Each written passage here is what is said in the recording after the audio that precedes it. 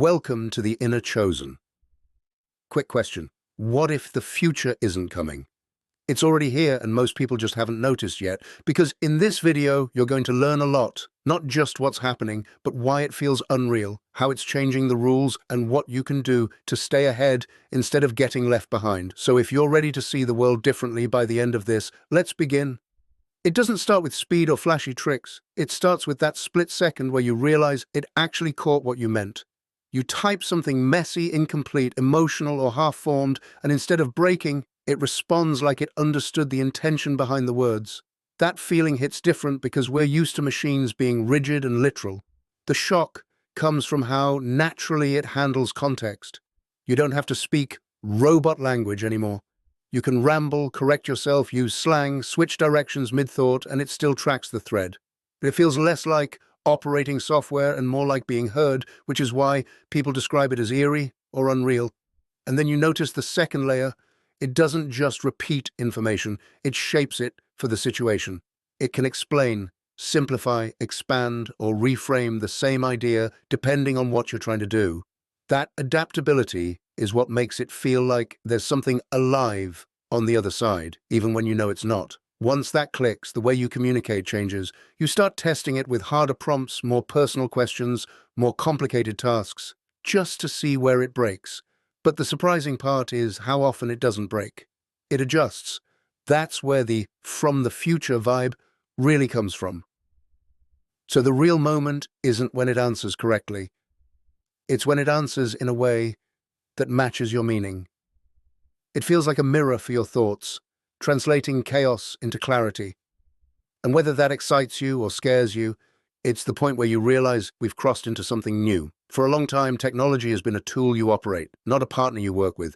You click buttons, follow steps, learn menus, and hope you didn't miss a setting. But now you can describe a goal in plain English. Help me plan this, fix this, make this better. And it starts building with you, like a collaborator. That shift changes how work feels. Instead of starting from zero, you start from a draft. Instead of staring at a blank page, you react to options. It can brainstorm, rewrite, outline, critique, and refine. Fast. And the magic is that you're still the driver, but the friction is suddenly gone. It also changes how you think about expertise. Before, you needed years of experience just to know the first step.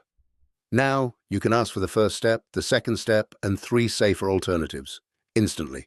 Not to replace learning, but to accelerate it, turning confusion into a path you can actually follow. But collaboration isn't just convenience. It's a new kind of leverage. When one person can move like a small team, the definition of productive shifts. The people who learn how to direct, evaluate, and iterate quickly will create faster, adapt faster, and compete in ways that used to require resources they didn't have. And here's the key. A collaborator still needs leadership. If you give it vague direction, you get vague results. But if you give it clear intent, constraints, and taste, it becomes powerful. That's why the future belongs to the people who don't just use it, they learn how to work with it. Salah is not simply something you fit into your day. It is what your day is meant to revolve around. When you let prayer shape your schedule, you stop living like time owns you. Each prayer arrives like a mercy, calling you back from distraction to meaning, from rushing to remembrance. The believer who prays on time begins to move with a different rhythm, less chaotic, more anchored. There is a quiet intelligence in living by these 5 appointments with Allah. Fajr teaches you that your day can start with purity before the world pulls you in 1,000 directions. Duha breaks the illusion that work is your lord. Asr reminds you how quickly time slips away. Maghrib teaches you to return before the day disappears. Isha closes the night with surrender, so your heart rests with Allah rather than with worry. Salah also cleans the mind, the way water cleans the body.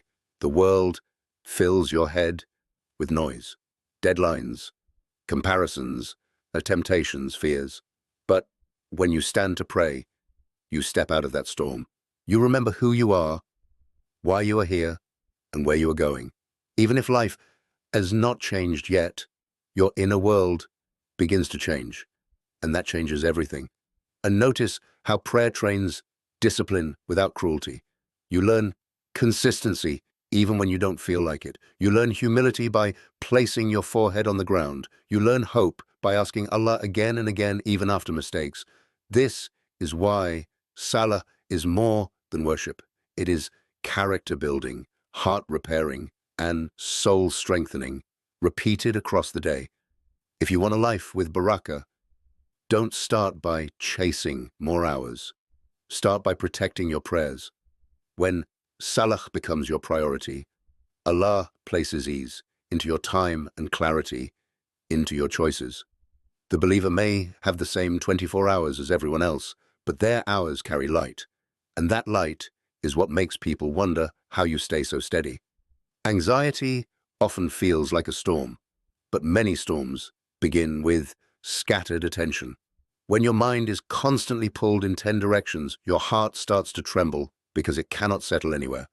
Islam teaches presence, especially through khushu, so that your soul learns to stand still even when life is moving fast.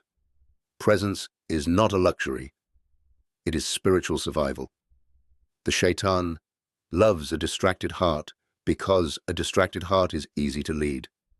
When you are always consuming, always reacting, always comparing, you become spiritually weak without realizing it. You may call it stress, but the heart feels it as distance from Allah. The believer learns to recognize that not every notification deserves their focus, and not every thought deserves their obedience. One of the most powerful Islamic skills is learning to pause. Before you speak, before you scroll, before you chase a desire, you pause and remember Allah. That small pause is where freedom lives, because the person who can pause is the person who can choose, and the person who can choose is the person who is not controlled by impulses.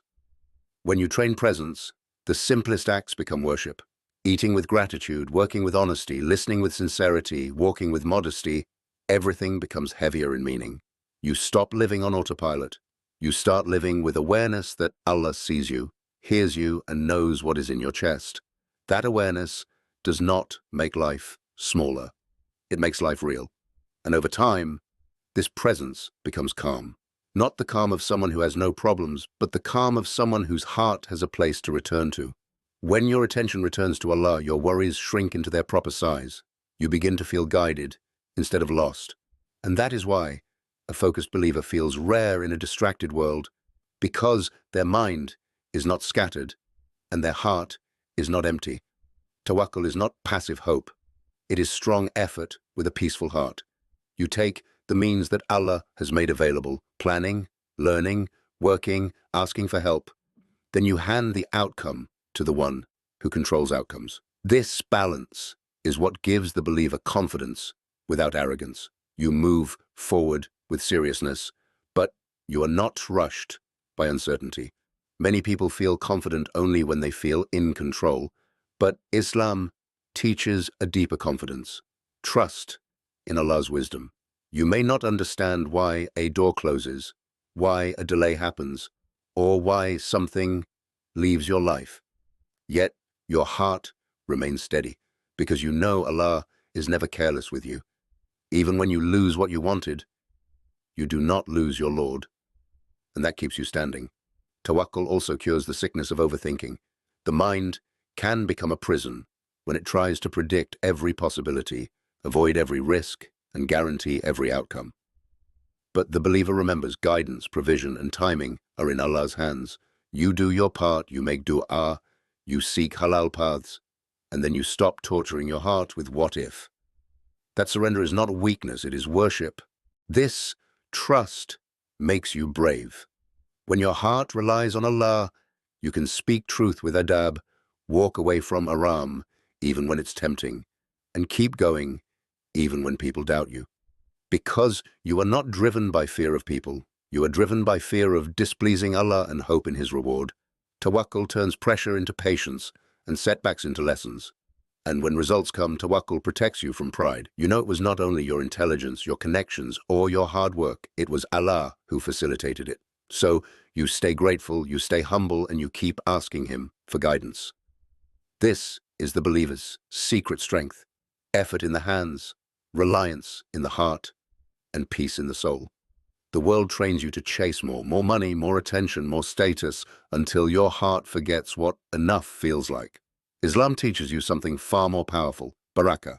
Barakah is not just quantity. It is goodness placed inside what you have so it benefits you and lasts with you. Two people can hold the same amount, yet one feels constant stress and the other feels ease, because barakah is a gift from Allah. When you chase status, you often lose yourself. You begin performing for people, comparing your life, and measuring your worth by numbers that never satisfy. But when you chase barakah, you begin measuring differently. Is it halal? Is it clean? Does it bring me closer to Allah? Does it protect my family? Does it purify my heart? This shift is not small, it's a complete upgrade of your values. Barakah grows through obedience. Halal earnings, honesty in work, fulfilling rights, giving charity, honoring parents, and keeping promises. These are not only good deeds, they are doors to increase. Islam doesn't separate spirituality from daily life. It teaches that your character and your provision are connected. When you live with taqwa, Allah opens ways you didn't expect and eases burdens you couldn't solve alone. Barakah also teaches contentment, and contentment is wealth. When your heart is content, you stop being owned by what you don't have. You become grateful for what Allah has already written for you, and gratitude invites increase. Even your time begins to change. You get more done with less stress because your day carries a kind of divine help that cannot be explained by productivity tricks. So don't just ask Allah for more. Ask Him for barakah in what you have, and for guidance to keep it pure. Because a life built on a barakah feels lighter, clearer, and more protected. And that's why people can't explain your stability. You're not living by the world's measurements. You're living by Allah's mercy. The heart becomes tired in ways the body cannot explain. You can be physically fine, surrounded by comfort, yet feel a heaviness in your chest that makes everything harder. Islam names this reality clearly. Hearts need remembrance. Dhikr is not decoration for spiritual people. It is a nourishment for every believer who wants to stay awake inside. When you remember Allah, you are not escaping life. You are returning to the one who gives life meaning. Dhikr recenters you when the world pulls you apart. A day of constant noise can make your soul feel scattered, but a few moments of remembrance gather your heart again. Saying Subhanallah softens the ego. Alhamdulillah revives gratitude. Allahu Akbar breaks the illusion that your problems are bigger than your Lord. These words are simple, but they carry light. And light changes how you feel and how you think. One of the most beautiful gifts of dhikr is that it is available anywhere. You can be on the street, at work, sitting alone, or surrounded by people, and still be you are close to Allah. When you keep dhikr on your tongue, you protect your mind from useless thoughts and your heart from slipping into darkness. It becomes a quiet companion that pulls you back whenever you drift. Dhikr also strengthens you in trials. When hardship hits, many people collapse because their hearts have been running empty for too long. But the believer who remembers Allah regularly builds inner stability before the storm arrives. That is why you may see them calm in moments that would break others, not because they feel nothing, but because their heart knows where to turn. So don't wait until you're desperate to remember Allah. Make dhikr a daily habit. Like breathing for the soul, give your heart its rights: morning and evening remembrance, gratitude when things are good, and seeking forgiveness when you fall. When the heart is charged with dhikr, life doesn't become perfect, but it becomes lighter, clearer, and full of mercy. Lowering the gaze is not just about avoiding sin. It is about protecting the heart from being constantly invaded. In a world designed to capture your eyes, Islam teaches you to reclaim control. Your gaze is a doorway to your thoughts, and your thoughts are pathways to your desires. When you guard the first doorway, you make it easier to guard everything that comes after. Every glance you allow has an effect, even if you pretend it doesn't. Repeated exposure to temptation dulls shame, weakens discipline, and turns the heart restless. But when you lower your gaze for Allah, you are choosing purity over impulse. You are saying, "My soul is more valuable than a moment." That decision builds strength where it matters most, inside. Lowering the gaze also restores dignity. Many people feel trapped by what they consume, ashamed of what they can't stop looking at, and powerless against their own cravings. Islam offers a way out that is practical and honorable. Look away. Seek Allah's help, replace the habit with worship, and protect your environment. This is not about being perfect overnight.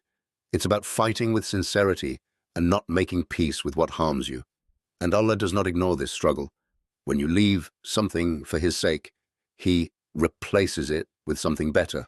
Sometimes in your heart, sometimes in your relationships, sometimes in the sweetness of worship.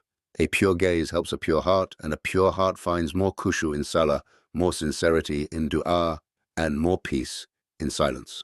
This is a spiritual upgrade that changes how you carry yourself, so treat your eyes like a trust from Allah. Train them gently but firmly, and don't underestimate small victories. Each time you lower your gaze, you strengthen your will. Each time you resist, you prove to your soul that you are not a slave to desire. And that kind of self-control is a form of honor, one that makes the believer stand out in any era. As we close, don't let this stay as just a good video. Take one step that turns knowledge into change. If even one idea reached your heart, that is a sign from Allah. Honor it. Before you leave, choose one word from today's topic that you want to carry with you.